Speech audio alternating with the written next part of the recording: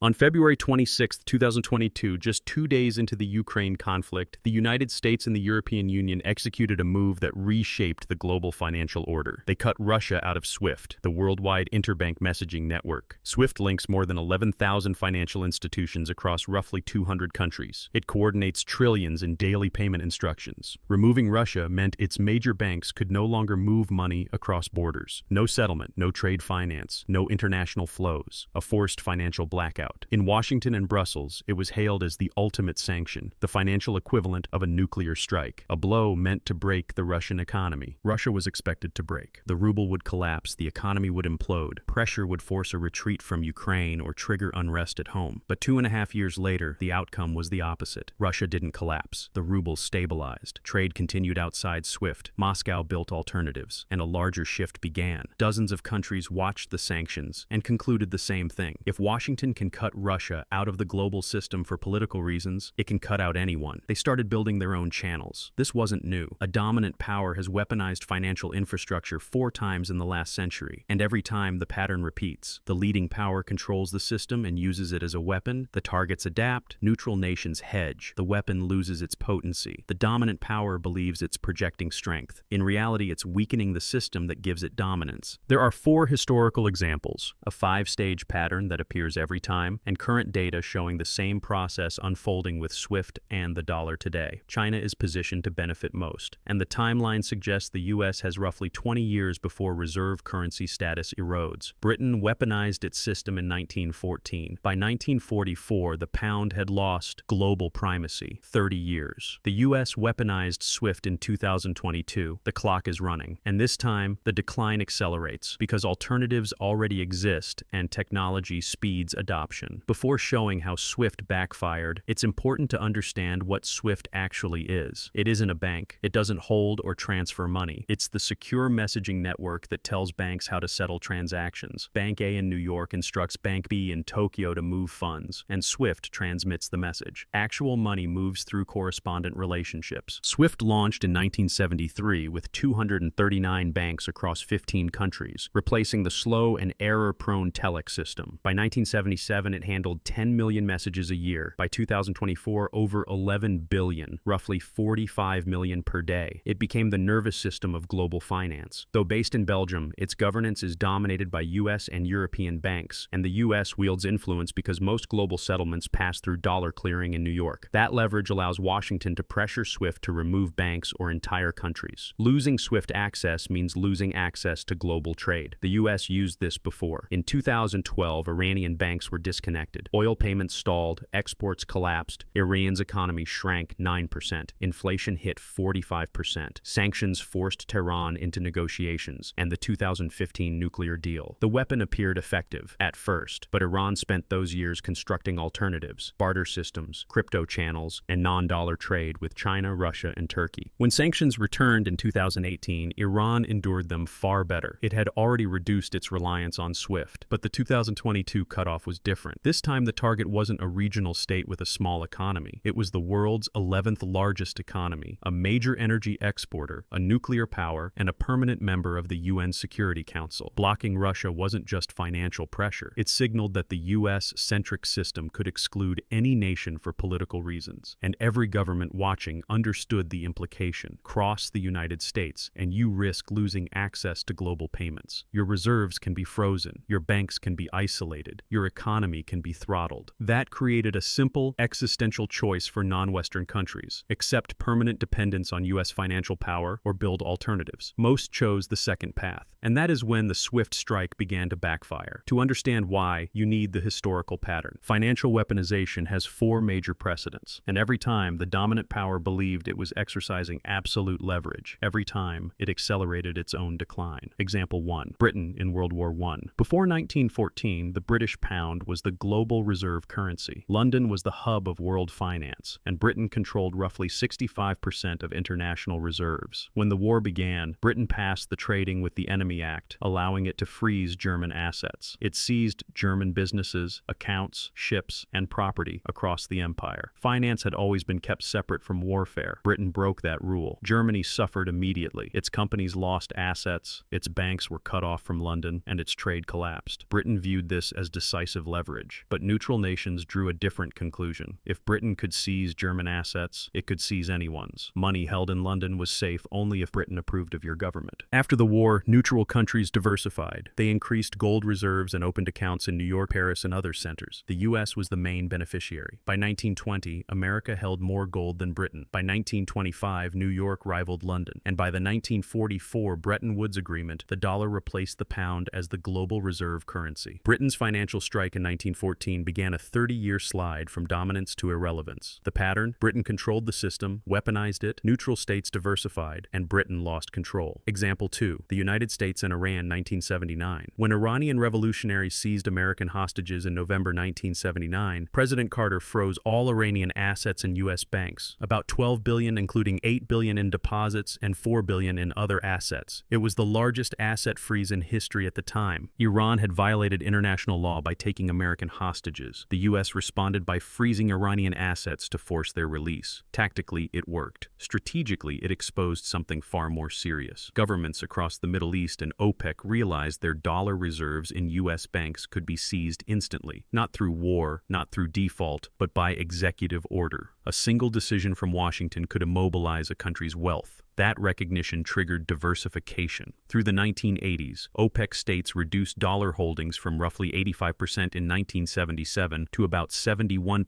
by 1991. They increased positions in Deutsche Marks, yen, and gold, and opened accounts in London, Zurich, and Singapore to avoid concentration in New York. Saudi Arabia, Kuwait, and the UAE all cut U.S. Treasury exposure. The dollar's share of global reserves began a slow erosion that continues today. The asset freeze helped pressure Iran to release the hostages in January 1981. But it taught the world that dollar reserves could be weaponized. The U.S. gained leverage over Tehran and lost trust elsewhere. Example 3. The United States and Russia, 2014. After Crimea came under Russian control, the U.S. imposed targeted sanctions. Officials were barred from the U.S. system, and select banks faced restrictions, but Russia remained connected to SWIFT. The sanctions signaled disapproval without forcing deep structural change, and that gave Russia 8 years to prepare. From 2014 to 2022, Moscow cut U.S. Treasury holdings from about $130 billion to roughly $2 billion.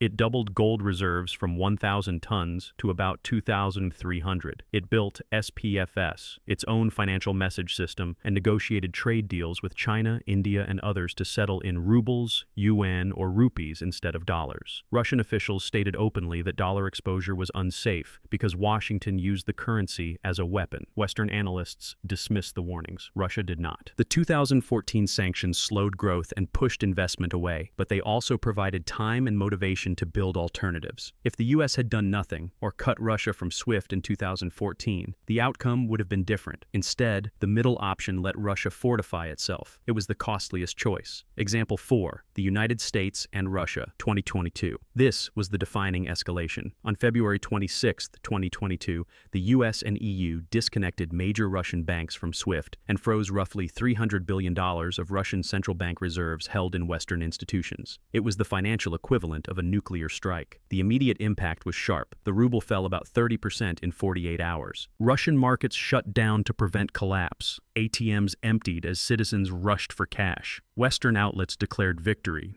Russia would fall within months. But the collapse never came. Russia stabilized. The central bank raised rates to 20%, halting the ruble's slide. Moscow required European gas buyers to pay in rubles, creating immediate demand. Within 3 months, the ruble regained its losses. Trade continued outside Western channels. Russia rerouted oil to China, India, and the Middle East and settled transactions in yuan, rupees, and rubles. By late 2022, the economy had steadied. In 2023, Russian GDP grew about 3.6%, faster than Germany or the UK. But the real damage wasn't to Russia. It was to the dollar and to SWIFT. Countries watching understood that the U.S. was willing to freeze reserves and cut financial access for political reasons. If you are China, India, Saudi Arabia, or Brazil, the conclusion is direct. Today there is no conflict with Washington. Tomorrow there could be. Taiwan, Kashmir, energy policy, trade disputes, any trigger could put your reserves at risk. The precedent is established. So these nations acted exactly as states did after Britain's move in 1914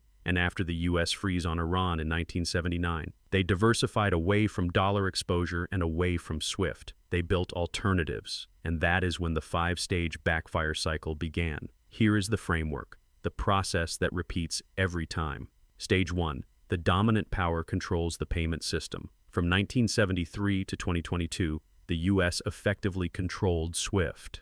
The network is based in Belgium, but most transactions settle in dollars through New York correspondent banks. That gives Washington leverage. The Treasury can sanction institutions. The Federal Reserve can restrict dollar clearing. SWIFT depends on U.S. cooperation. And the dollar dominates because of American economic and military weight. This is the base of financial power. Stage 2. The system becomes a foreign policy weapon. From 2001 onward, sanctions expanded. After 9/11, they targeted terrorist networks, then Iran and North Korea, then Russia in 2014. Each step normalized financial coercion. So by 2022, using SWIFT as a weapon seemed routine. The mechanism existed. The precedent existed. The political will existed. The U.S. disconnected Russian banks and froze roughly $300 billion in reserves. Stage 3. The targets build alternatives. Cut off from SWIFT, Russia simply shifted channels. SPFS, its domestic message system,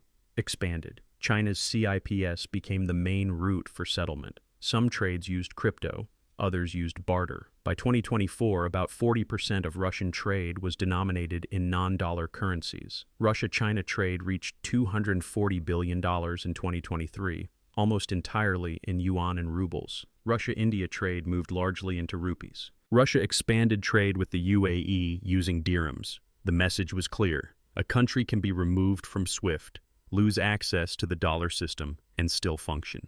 Stage 4. Neutral countries hedge. This is the turning point. It's no longer just Russia building alternatives.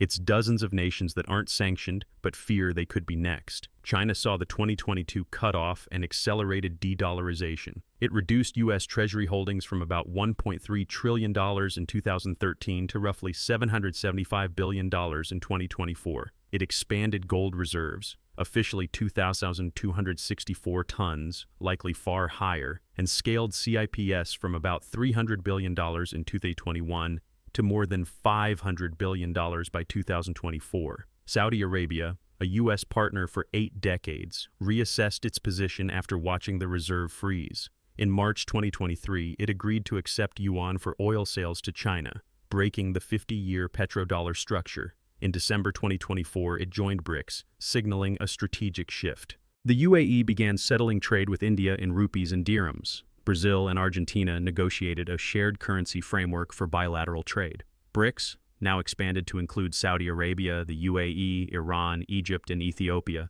is developing a joint payment system and exploring a commodity-linked currency. Even U.S. allies are hedging. The EU built Instex as an alternative channel. Japan and South Korea have been increasing yuan reserves. More than 50 central banks are testing or adopting systems that reduce dependence on dollar settlement, not because they oppose the U.S., but because they watched $300 billion in reserves frozen with a single decision and understood the risk. Stage 5, the original weapon loses power. This is the current stage.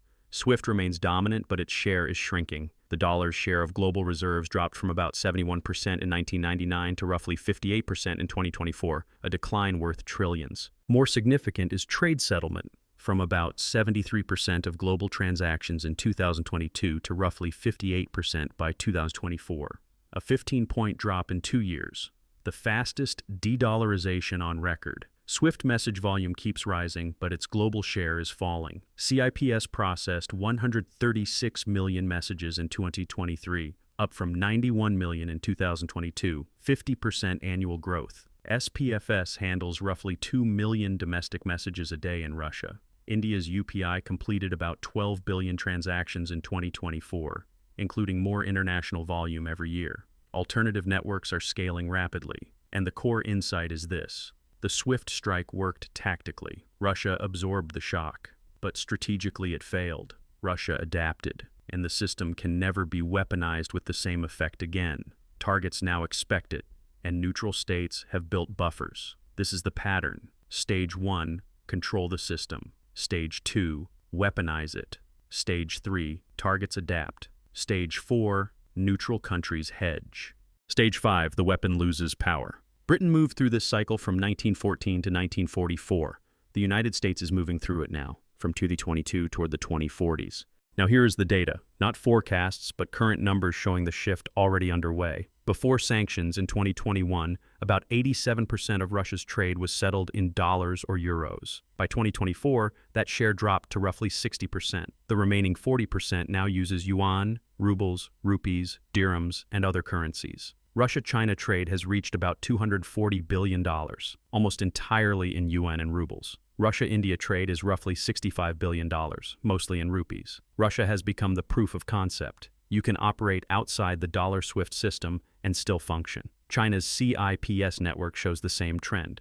In 2020, CIPS processed about $12 trillion for the year. By 2023, that figure rose to roughly $27 trillion, more than double in 3 years. CIPS now links over 1,400 institutions in around 110 countries and settles in yuan. It is a direct alternative to dollar-based settlement, and it's expanding faster than SWIFT. Central banks are signaling the same shift. In 2022, they bought about 1,136 tons of gold. In 2023, about 1,037 tons. In 2024, again more than 1,000 tons. 3 consecutive years above the 1,000-ton mark, the strongest sustained buying since the 1970s, right before Bretton Woods collapsed.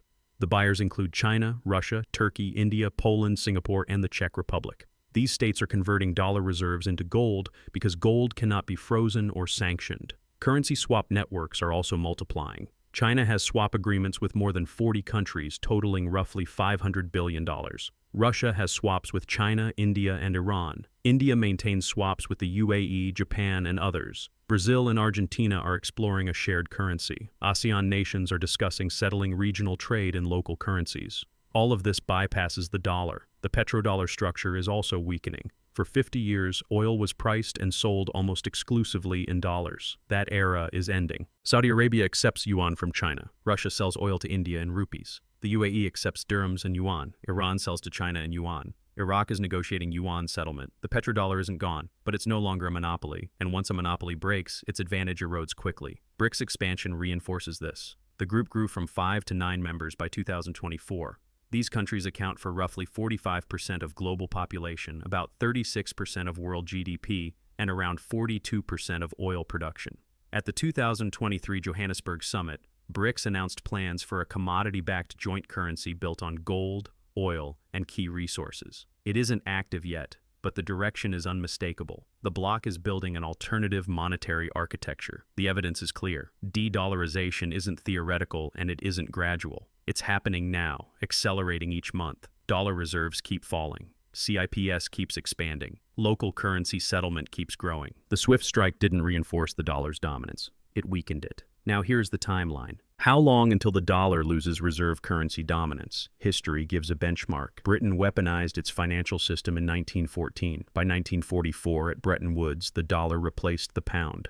Roughly 30 years from weaponization to displacement. But Britain also fought 2 world wars and mismanaged its economy. Those additional shocks accelerated the decline. The United States isn't fighting global wars, and its economy remains the world's largest. That could slow the process. But modern technology moves faster than anything in 1914. Building alternatives took decades a century ago. Today, CIPS expanded from about $12 trillion in 2020 to roughly $27 trillion in 2023. Digital settlement systems scale exponentially. That means the transition could compress. Based on the historical pattern and current acceleration, the window is about 15 to 25 years from 2022, placing the end of dollar dominance somewhere between 2037 and 2047.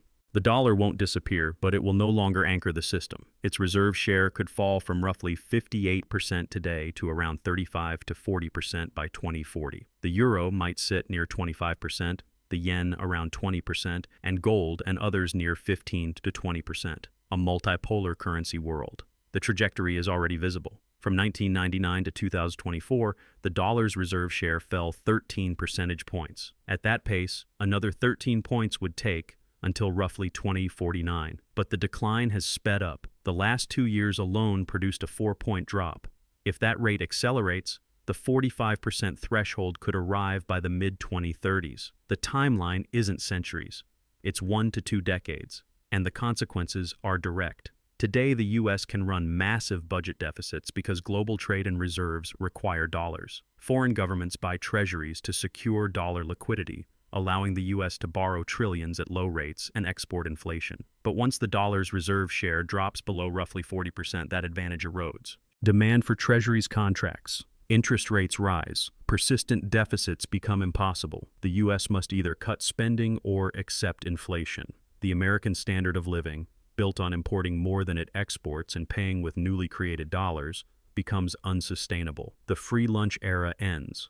So who benefits? China benefits most. It is the natural successor, the second largest economy, the largest manufacturing base, the biggest trading network, and an emerging reserve currency. CIPS functions as China's alternative to SWIFT. The yuan's reserve role is rising. China holds large gold reserves. Its tech platforms, Alibaba, Tencent, operate payment systems that rival Western networks. As the dollar weakens, China gains. It doesn't need to confront the United States militarily. It only needs to let the dollar erode under the pressure created by Washington's own financial weaponization. Russia also gains strategically. It is smaller than China economically. Russia proved something no one expected. You can be cut off from SWIFT and still survive. That demonstration effect is critical. Countries that once feared U.S. financial power now know there is an alternative. Russia's survival broke the myth of American financial omnipotence, and instead of isolation, Russia strengthened ties with China, India, Iran, and others. It's now a central node in an emerging alternative bloc. BRICS nations benefit as well: Brazil, India, South Africa, and the expanded members. Saudi Arabia, the UAE, Iran, Egypt, and Ethiopia. In a multipolar currency system, they gain leverage. They can balance the US, China, and Europe and avoid single-system dependence. India is the clearest example. It maintained ties with Russia despite US pressure, bought discounted Russian oil, and settled purchases in rupees, with no serious consequences. This is the future for middle powers: more autonomy, less US dominance. Gold also wins. When trust in fiat systems erodes, central banks buy gold, and purchases are at 5-decade highs. Alternative payment systems win too: CIPS, SPFS, India's UPI, Brazil's PIX, crypto platforms. Anything enabling non-dollar, non-SWIFT settlement grows. Fintech firms in China, India, Russia, and elsewhere benefit as global flows diversify away from Western rails. Now, who loses? The United States loses hegemony, gradually but irreversibly. Dollar reserve status underpins American power. It enables large deficits, effective sanctions, and the ability to consume more than the U.S. produces. As dollar dominance fades, these advantages weaken. Washington will have to balance budgets. Military spending becomes harder without unlimited borrowing. U.S. living standards decline relative to rising economies. America doesn't become poor, it becomes normal, a large, wealthy country, but no longer the global hyperpower. Europe loses alongside the U.S. European states tied themselves tightly to the dollar-led system, joined U.S. sanctions, and helped freeze Russian reserves. That alignment bound Europe to dollar decline. The euro could have emerged as a counterweight, but Europe never pursued that path aggressively. As the dollar falls, the yuan, not the euro, gains. Europe becomes economically subordinate to both the US and China. SWIFT loses relevance. It won't disappear, but it becomes one network among several. As nations diversify away from Western systems, SWIFT usage declines. Its revenue depends on message volume. As transactions shift to CIPS, SPFS, and regional platforms, SWIFT's business model weakens. Dollar holders lose wealth. Anyone holding dollar-denominated assets, treasuries, dollar bank deposits, faces gradual devaluation, not hyperinflation and not a sudden collapse, but persistent 5 to 10% annual loss of purchasing power as the dollar weakens against other currencies and gold. A treasury bond yielding 4%, while inflation and currency depreciation total 7%, delivers a negative real return. Investors shift elsewhere, accelerating the dollar's decline. American consumers lose purchasing power as well. The U.S. imports far more than it exports, with an annual trade deficit near $800 billion.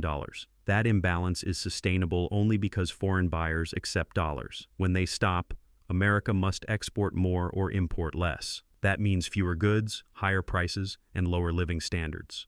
Households accustomed to cheap foreign products face 20–30% price increases over a decade as reserve status erodes. The timeline is already in motion. The SWIFT strike in 2022 triggered the five-stage backfire cycle. Today, the world is deep in Stage 4, neutral countries hedging, and Stage 5 is beginning. By 2030, dollar reserves likely fall near 50%. By 2040, perhaps 40%. The dollar remains the single largest currency, but no longer dominant. A multipolar system emerges, and U.S. influence weakens. Let me close with this. In February 2022, the SWIFT cutoff looked like overwhelming power. Reserves frozen, maximum pressure. But financial weapons resemble nuclear weapons. You can only use them once. After deployment, everyone builds defenses. Russia built alternatives. China accelerated CIPS. BRICS expanded.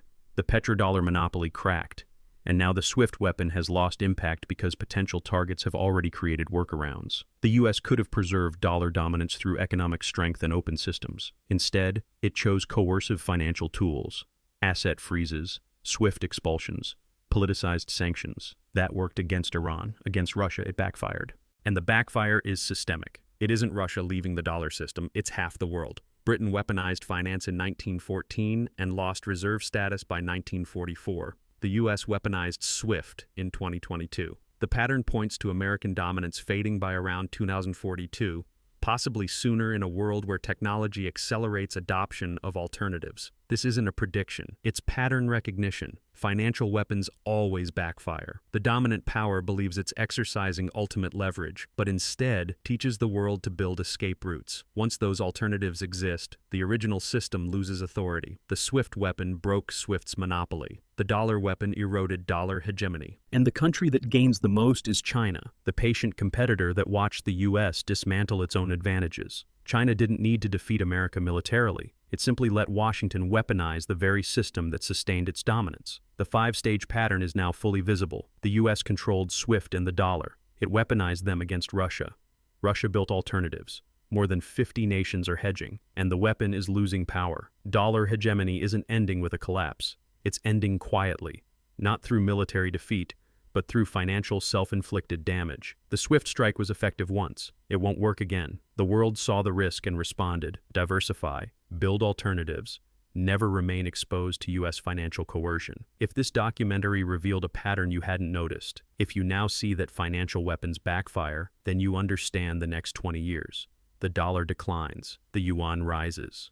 The system becomes multipolar, and the U.S. grows weaker, not because China forced the shift, but because American policy accelerated it. The U.S. had the golden goose and strangled it with sanctions. Welcome to the post-dollar world. It isn't fully here yet, but it's approaching. The trajectory is locked. The pattern is clear. The SWIFT cutoff was the catalyst. And 20 years from now, historians will point to February 2022 and say, that was the moment American financial dominance began to end, even if no one recognized it at the time.